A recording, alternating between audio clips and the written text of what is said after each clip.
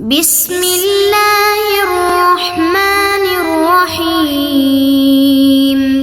بسم اللہ الرحمن الرحیم۔ السلام علیکم ورحمۃ اللہ وبرکاتہ۔ تفسیر جلالین حصہ اول سورۃ البقرہ، سبق نمبر 47 کے ساتھ عزیز طلباء آپ کے سامنے حاضر ہیں۔ آج کا سبق انشاءاللہ وَإِنْ كَانَتْ لَكَبِيرَةً سے لے کر آیت نمبر 145 لَمِنَ الظَّالِمِينَ تک ہوگا۔ تو آئیے بلا تاخیر سبق کی ابتدا کرتے ہیں۔ یہاں تک ہم نے پڑھ لیا تھا وَإِنْ كَانَتْ لَكَبِيرَةً إِلَّا عَلَى الَّذِينَ هَدَى اللَّهُ وَمَا كَانَ اللَّهُ لِيُضِيعَ إِيمَانَكُمْ إِنَّ اللَّهَ بِالنَّاسِ لَرَءُوفٌ رَحِيمٌ۔ وَإِنَّهَا لَكَبِيرَةٌ إِلَّا عَلَى الَّذِينَ هَدَى اللَّهُ۔ ترجمہ دیکھیے، وَإِنَّهَا اگرچہ اس بات میں شک نہیں کہ یہ بات تھی بڑی مشکل، وَإِنَّهَا لَكَبِيرَةٌ وَإِنْ كَانَتْ لَكَبِيرَةً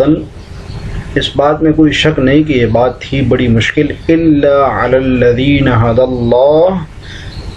لیکن ان لوگوں کے لیے ذرا بھی مشکل نہ تھی جن کو اللہ نے ہدایت دے دی تھی۔ وَمَا كَانَ اللَّهُ لِيُضِيعَ إِيمَانَكُمْ اور اللہ تعالیٰ ایسا نہیں ہے کہ تمہاری ایمان کو ضائع کر دے۔ ان اللہ بالناس لرؤوف الرحیم، بے شک اللہ تعالی لوگوں پر بہت شفقت کرنے والا بڑا مہربان ہے۔ تفسیر دیکھیے عزیز طلباء، وَإِن مُخَفَّفَةٌ مِنَ الثَّقِيلَةِ، یہ ان مخففہ من المثقلہ ہے، مطلب یہ کہ یہ اصل میں ان نہ ہوتا ہے لیکن کبھی کبھی اس میں تخفیف آ کر ان ہو جاتا ہے۔ تو اب جب سوال ہے کہ جب یہ ان من المخففہ من المثقلہ ہے یعنی مشبہ بالفعل والا ہے تو پھر اس کا اسم کہاں ہے؟ اس کے بعد تو ڈائریکٹ فعل آ رہا ہے کانت، تو اس کا جواب یہ کہ اسمہا محذوف ای وانہا، اس کا اسم جو ہے محذوف ہے۔ اصل میں عبارتی وانہا لکانت کبیرۃ، ہاں ضمیر اس کا اسم ہے اور کانت اپنے اسم اور خبر کے ساتھ مل کر انہ کا خبر بن رہا ہے۔ ای تولیت الیہا، جی بیان ضمیر مرجع کہ کیا مراد ہے اس سے؟ یہ قبلے کی طرف پھیر جانا، لکبیرۃً بہت زیادہ سخت مشقت والا تھا، شاقۃ علی الناس معنی کا بیان ہے کہ بہت سخت لوگوں کے اوپر، یعنی ان منافقین کے اوپر، یہود کے اوپر بہت سخت گزرا تھا یہ، الا مگر ان لوگوں کے اوپر نہیں جن کو اللہ نے ہدایت دی، منہم ان میں سے جن کو یعنی اللہ نے ہدایت دے دی۔ وما کان اللہ لیضیع ایمانکم، اور اللہ تعالیٰ تو ایسے ہیں، ایسے نہیں کہ بندوں کے اعمال تمہاری ایمان کو ضائع کر دے۔ ای صلاتکم الی بیت المقدس، یعنی تمہاری نمازوں کو بیت المقدس کی طرف، تو ایمان کہہ کے نماز مراد دیا ہے، ٹھیک ہے، کل کہہ کے ایک جز مراد دیا ہے، ایمان کا ایک جز نماز پڑھنا ہے نا، تو وہ مراد دیا ہے۔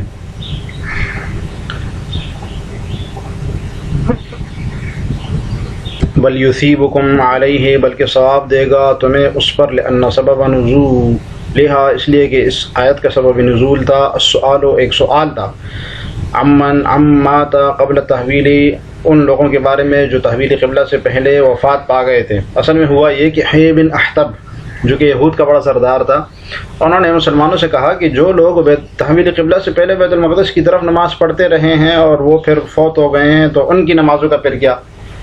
اگر وہ حق پر ہیں تو اس کا مطلب ہے کہ تم باطل پر ہو اگر وہ بخشائے ہیں، اور اگر وہ حق پر نہیں ہے تو اس کا مطلب ہے کہ وہ پھر کافر ہو گئے، وہ صحیح نہیں ہو گیا ان کی، تو کوئی بھی عمل ان کا، کوئی ایک بھی نماز ان کی قبول نہیں ہوئی۔ تو جواب دو ذرا، تو پھر یہ آیت نازل ہوئی کہ اللہ تعالیٰ تمہاری ایمان کو ضائع نہیں کریں گے۔ نبی صلی اللہ علیہ وسلم نے کہا کہ وہ بھی صحابہ سے کہا کہ تو آپ لوگ غم نہ کریں، وہ ان لوگوں کی نمازیں بھی صحیح تھی اور تمہاری نمازیں بھی صحیح تھی۔ ان اللہ بالناس لرؤوف الرحیم، اللہ تعالیٰ اپنے بندوں پر بہت شفقت کرنے والا، بہت رحم کرنے والا ہے۔ بالناس المؤمنین، ناس سے کون مراد ہے؟ الف اشارہ ہے کہ الف لام عہد ذہنی کا ہے، مومن مراد ہے، مومنین مراد ہے۔ لرؤوف رحیم فی عدم اضاعت اعمالہم، ان کے اعمال کے ضائع نہ کرنے کے بارے میں، یعنی اللہ تعالیٰ تو بہت شفقت کرنے والے ہیں، اپنے بندوں کے اعمال کو کبھی ضائع نہیں کرتے۔ والرأفت و شدت الرحمت، اور رأفت رؤوف، یہ رحمت شدت والی رحمت جو ہوتی ہے اس کو رؤوف کہتے ہیں، بہت زیادہ رحیم ذات، بہت زیادہ شفقت کرنے والی ذات، تو بہت زیادہ رحمت کو کہتے ہیں۔ اور رؤوف میں رحمت کا معنی رحیم سے زیادہ ہوتا ہے، کیونکہ رؤوف کا مطلب ہے ضرر سے بچانے والی ذات، ضرر سے بچانے والی ذات، گناہوں پر عذاب سے بچانے والی ذات، ایسی ذات کو کہتے ہیں رعوف۔ تو ضرر سے بچانے والا معنی اس میں ہوتا ہے، اور رحیم جو ہے اس میں رحمت عام ہے، رعوف میں خاص ہے کہ ضرر کبھی بھی نہیں دیتے اللہ تعالیٰ اپنے بندوں کو، ٹھیک ہے۔ وقدم الابلغ، اور یہاں پر بلیغ کو پہلے لائے ہیں، ابلغ یعنی رعوف کا معنی زیادہ ہے نا، رحمت کا معنی رحیم سے رعوف میں زیادہ ہے، تو اس کو پہلے لے کر آ گئے، حالانکہ اس کو بعد میں لانا چاہیے تھا تاکہ پھر معنی میں زیادہ وزن پیدا ہوتا، لیکن نہیں، اس کو پہلے لے کر آ گئے۔ تو کیوں؟ للفاصلۃ، فاصلہ کے لیے، ایک تو یہ کہ تاکہ ابلغ پہلے آ جائے اور بلیغ والا معنی یعنی جو جس میں رحمت والا معنی زیادہ ہے وہ پہلے آ جائے، اور دوسرا للفاصلہ، ایک جواب یہ تو کہ فاصلہ کے لیے، یعنی کہ آیت کا جو آخر والا وزن ہے یہ برابر ہو جائے، تو فاصلہ کے لیے لائے فاصلہ۔ قد نرى تقلب وجهك في السماء فلنولينك قبلة ترضاها، ترجمہ دیکھیے، اور اے پیغمبر ہم نے تمہارے چہرے کو بار بار آسمان کی طرف اٹھتے ہوئے دیکھا ہے۔ قد نرى، ہم نے دیکھا ہے، تقلب وجهك في السماء، آپ کے چہرے کو بار بار آسمان کی طرف اٹھتے ہوئے، فلنولينك قبلة ترضاها، پس چنانچہ ہم تمہارا رخ ضرور اس قبلے کی طرف پھیر دیں گے، ترضاہا، جو آپ کو پسند ہو، جو تجھے پسند ہو۔ وَوَلِّ وَجْهَكَ شَطْرَ الْمَسْجِدِ الْحَرَامِ، لو اب اپنا رخ مسجد حرام کی سمت کر لو۔ تو یہاں سے تحویل قبلہ کا باقاعدہ حکم بیان ہوا ہے، بیان القرآن میں لکھا ہے کہ یہ آیت باقاعدہ قبلہ اول بیت المقدس کو منسوخ کر کے قبلہ ثانی یعنی خانہ کعبہ کو بیت اللہ قرار دینے میں بنیادی آیت ہے۔ اس آیت سے پہلے قبلے کو منسوخ کر کے دوسرا قبلہ بیت اللہ کو قبلہ قرار دے دیا گیا تھا۔ تو نبی صلی اللہ علیہ وسلم کی عادت شریفہ تھی، جو بیت المقدس کی طرف آپ رخ کر کے نماز پڑھتے تھے تو آپ اوپر کی طرف نظریں اٹھا کے دیکھتے تھے، اور آپ کی دلی خواہش تھی کہ یہ بیت اللہ کو قبلہ قرار دیا جائے بیت المقدس کی جگہ پر، دو وجہ سے۔ ایک تو یہ کہ حضرت ابراہیم علیہ السلام کا یہ قبلہ تھا، اور دوسرا یہ کہ یہ عرب کے مشرکین کو دعوت دینے کے لیے زیادہ موضوع تھا، کیونکہ وہ خانہ کعبہ کو بیت المقدس سے زیادہ ترجیح دیتے تھے، اس کو زیادہ اہمیت دیتے تھے۔ تو تفسیر دیکھیے، قبل التحقیق نرى تقلب تصرف وجهك في جهة السماء، یعنی آسمان کی طرف۔ کیوں؟ دو وجہ سے، متطلعا الى الوحی، ایک تو وحی کی اطلاع کے لیے آپ اس طرح کرتے تھے، ومتوشقا لامر، تو کہ وحی آپ کے اوپر نازل ہو جائے، اور یہ وحی نازل ہو جائے کہ خانہ کعبہ کی طرف قبلہ تحویل ہو گیا ہے، متوشقا لامر باستقبال الکعبۃ، اور اس شوق میں کہ خانہ کعبہ کے قبلہ کا حکم نازل ہو جائے، متوشقا یہ شوق کے لیے، لامر کہ یہ حکم، اس حکم کے شوق کے لیے کہ خانہ کعبہ کو قبلہ بنایا جائے۔ وکانا یعد ذلک، وکانا یود ذلک، نبی صلی اللہ علیہ وسلم کو یہ پسند بھی تھا۔ کیوں؟ دو وجہ سے، لانہا قبلۃ ابراہیم، ایک تو یہ کہ ابراہیم علیہ السلام کا یہ قبلہ تھا، وَلِأَنَّهَا أَدْعَى إِلَىٰ إِسْلَامِ الْعَرَبِ، اور دوسرا یہ کہ عرب کو اسلام کی طرف بلانے کے لیے زیادہ دعوت کے قابل تھا۔ جب خانہ کعبہ کو قبلہ بنایا جائے گا تو یہ زیادہ قابل ہوگا، یعنی ان کو زیادہ دعوت کے لائق ہوگا۔ فَلَنُوَلِّيَنَّكَ نُحَوِّلَنَّكَ، نولی کا معنی نحول، تحویل، ہم تحویل کریں گے آپ کو، آپ کے چہرے کو، قبلۃ ترضا، ایسے قبلے کی طرف، ترضا جو آپ کو پسند ہو، تحبها جو آپ کو پسند ہو، ترضا کا معنی، ٹھیک ہے، تحب، حب، ترضا رضیہ کا معنی حب، یعنی رضیہ کا معنی راضی ہونا نہیں بلکہ محبوب ہونا۔ تو خانہ کعبہ کی طرف رخ کر کے نماز پڑھنا آپ کو زیادہ محبوب تھا، تو اس لیے اللہ تعالیٰ نے پھیر دیا۔ ایک حکمت یہ بھی ہے کہ آپ کو زیادہ محبوب تھا، اور آپ کے محبوب ہونے کی دو وجہ تھی جو پہلے صاحب جلالین نے بیان کی ہے، ایک یہ کہ قبلہ ابراہیم تھا، اور دوسرا یہ کہ ادعا الی اسلام العرب، سمجھ آ رہی؟ فول وجہک شطر المسجد الحرام، پس اپنے چہرے کو پھیر لیجئے مسجد حرام کی طرف۔ فول وجہک استقبل فی الصلاۃ، یعنی نماز میں ہی،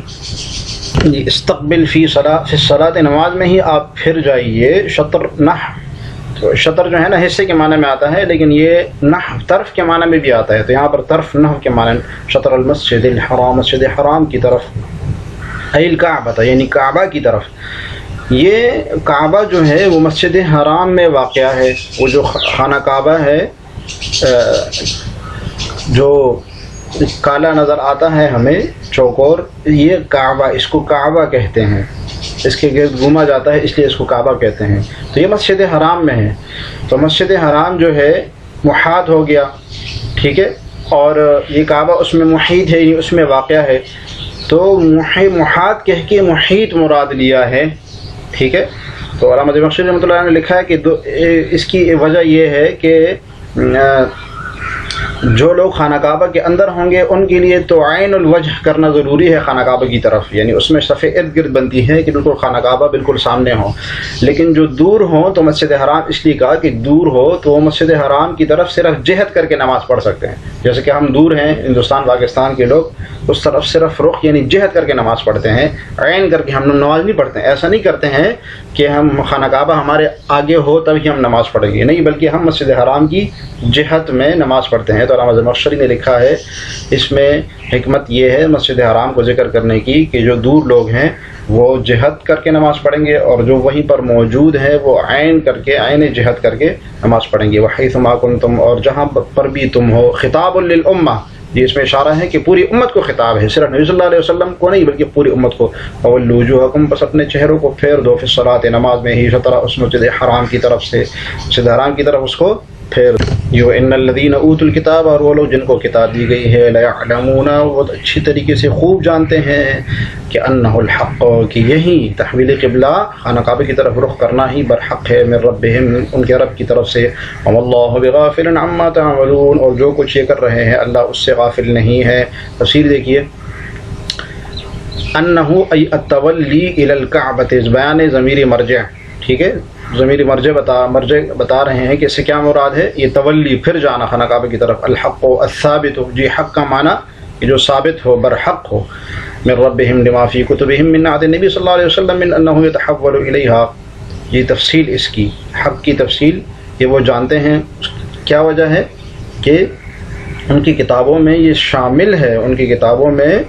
یہ موجود ہے، لما فی کتبہم، ان کے اس لیے کہ ان کی کتابوں میں من عہد نبی صلی اللہ علیہ وسلم کی صفات میں سے یہ بات بھی ہے کہ من انہ یتحول الیہا، کہ وہ پھر جائیں گے اس قبلے کی طرف، واللہ بغافل عما یعملون، اور اللہ تعالیٰ غافل نہیں ہے اس سے جو وہ کرتے ہیں، بالتاء، بیان قراءت، اما تعملون والی قراءت کہ ایھا المؤمنون من امتثال امرہ، کہ اے مومنو اس کے حکم کو بجا لانے کے بارے میں اللہ تعالیٰ غافل نہیں ہے جو تم کرتے ہو، تو اللہ تعالیٰ کا حکم مانو۔ وبالیاء، اور یا کی صورت میں بیان قراءت، اگر یا کی صورت میں قراءت ہوگی تو پھر یہود مراد ہوں گے، ای الیہود من انکار امر القبلۃ، یعنی یہود جو قبلہ کے حکم کا انکار کر رہے ہیں، اس سے اللہ تعالیٰ غافل نہیں ہے، سمجھ آئی؟ تو تا کی صورت میں، تعملون کی صورت میں مومنین مراد ہوگے کہ اے مومنو جو تم اس حکم کو بجا لا رہے ہو اس سے اللہ تعالیٰ غافل نہیں ہے، اس پر ثواب ضرور ملے گا، اور یعملون کی صورت میں یہود مراد ہوں گے، یہ جو یہودی خانہ قبلہ کے تحویل قبلہ کے حکم کا انکار کر رہے ہیں، اس سے اللہ تعالیٰ غافل نہیں ہے۔ وَلَئِنْ أَتَيْتَ الَّذِينَ أُوتُوا الْكِتَابَ بِكُلِّ آيَةٍ مَا تَبِعُوا قِبْلَتَكَ، اور اللہ کی قسم جن لوگوں کو کتاب دی گئی ہے، وَلَئِنْ أَتَيْتَ الَّذِينَ، جن لوگوں کو کتاب دی گئی ہے اگر تم ان کے پاس ہر قسم کی نشانیاں لے آؤ، أَتَيْتَ الَّذِينَ، لے آؤ تم ان لوگوں کی طرف جن کی طرف کتاب دی گئی ہے، بِكُلِّ آيَةٍ، ہر طرح کی نشانی، مَا تَبِعُوا قِبْلَتَكَ، تب بھی یہ تمہارے قبلے کی پیروی نہیں کریں گے، وَمَا أَنْتَ بِتَابِعٍ قِبْلَتَهُمْ، اور نہ تم ان کے قبلے کی پر عمل کرنے والے ہو، وَمَا بَعْضُهُمْ بِتَابِعٍ قِبْلَةَ بَعْضٍ، اور نہ یہ ایک دوسرے کے قبلے پر عمل کرنے والے ہیں۔ وَلَئِنِ اتَّبَعْتَ أَهْوَاءَهُمْ مِنْ بَعْدِ مَا جَاءَكَ مِنَ الْعِلْمِ، اور اگر جو علم تمہارے پاس آ چکا ہے اس کے بعد اگر کہیں تم نے ان کی خواہشات کی پیروی کر لی، إِنَّكَ إِذًا لَمِنَ الظَّالِمِينَ، تو اس صورت میں یقیناً تمہارا شمار ظالم میں سے ہوگا۔ جی تفسیر دیکھیے، وَلَئِن لام قسم، وَلَئِن جہاں پر ہوتا ہے اس میں یہ لام قسم ہوتا ہے، اور واللہ اس سے پہلے محذوف ہے کہ اللہ کی قسم اگر آپ ان کے پاس ہر طرح کی نشانی بھی لے آئیں، کسی بھی طرح کی نشانی، ساری نشانیاں لے آئیں، تب بھی یہ نہیں مانیں گے۔ معاملہ کچھ اور ہے ان کے نہ ماننے کا، یہ معاملہ نہیں ہے کہ نشانیاں نہیں آتی۔ بِكُلِّ آیَةٍ عَلَىٰ صِدْقِكَ فِي أَمْرِ الْقِبْلَةِ، جی آیت کی صفت کی صورت اس کی کہ ایسی نشانی جو کہ آپ کی تصدیق کرے قبلہ کے حکم کے معاملے میں کہ قبلہ برحق ہے، اس میں تصدیق کرے آپ کی۔ ما تبعوا ای لا یتبعون، یعنی مضارع کے معنی میں کہ یہ اتباع ہرگز نہیں کریں گے۔ قبلتک عنادا، کس وجہ سے عناد ہے، حسد ہے، یہ کیوں بنو اسماعیل میں سے آ گئے، ہم میں سے کیوں نہیں آ گئے؟ تو علت ہے، علت عدم اتباع کیا ہے؟ عناد. وما انت بتابع قبلتهم، آپ بھی ان کے قبلے کے اتباع کرنے والے نہیں ہے. قطع لطمعه فی اسلامہم، یہ اٹل بات ہے، یہ مقاطعہ ہے ان آپ صلی اللہ علیہ وسلم کی طمع ان کے اسلام لانے کے بارے میں، وطمعہم فی عودہ الیہا، اور ان کی جو طمع ہے اس کے بارے میں کہ وہ آپ لوٹ جائے ان کی طرف. یہ حاصل معنی ہوا اس پوری آیت کا کہ یہ اس کی اٹل بات ہے اس بات کے اوپر. تو یہ توضیح ہے، قطع کی اللہ تعالیٰ نے بس دو ٹوک بات بتا دی ہے کہ آپ ان کی قبلے کی اتباع کر کے جو بیت المقدس ہے ان اس طمع میں نہ رہیں کہ یہ اس وجہ سے اسلام لے آئیں گے، نہیں، یہ اصل میں عناد کی وجہ سے اسلام نہیں لاتے. اور یہ کہ ان کو بھی کوئی طمع نہ رہے کہ آپ ان کی قبلے کی طرف رخ کر کے نماز پڑھ رہے ہیں جو بیت المقدس ہے، تو وہ یہ سمجھیں گے کہ ہاں یہ تو ہمارا نبی ہے، ہمارے نبی کی طرح ہے. ہمارا اعظم بتابع ان قبلۃ بعض، اور نہ ایک دوسرے کی قبلے کی اتباع کرنے والے ہیں. یہود قبلۃ النصارى وبالعکس، یعنی یہود نصارہ کی قبلے کی اور اس کا برعکس، یعنی نصارہ نہ یہود کی قبلے کو مانتے ہیں بیت المقدس جو ہے، اور نہ یہود نہ نصارہ کی قبلے کو مانتے ہیں، تو یہ ایک دوسرے کی بھی تو اتباع نہیں کرتے ہیں. وَلَئِنِ اتَّبَعْتَ أَهْوَاءَهُمْ الَّتِي يَدْعُونَكَ إِلَيْهَا، اور اگر آپ بالفرض اتباع کر لیں ان کی خواہشات کی جس کی طرف آپ کو بلاتے ہیں، من بعد ما جاءك من العلم، الوحی، علم سے کیا مراد ہے؟ وہی. انک اذن، تو آپ ان اتبعتهم فرضا بالفرض، اگر آپ ان کی اتباع کر بھی لیں، لمن الظالمین، تو آپ ظالموں میں سے ہوں گے. جی اس طرح آج کا سبق اتنا ہی ہے. آج کے سبق سے متعلق سوال یہ ہے کہ آپ صلی اللہ علیہ وسلم کو خانہ کعبہ کی جانب رخ کر کے نماز پڑھنا پسند تھا، کیوں پسند تھا؟ آپ نے اس کی دو وجہ پڑھے ہیں، دو وجہ بیان کر کے کمنٹس میں مختصر اس کو لکھیے گا. اللہ تعالی ہمیں جرائن پڑھنے اور سمجھنے کی توفیق عطا فرمائے. السلام علیکم ورحمۃ اللہ وبرکاتہ.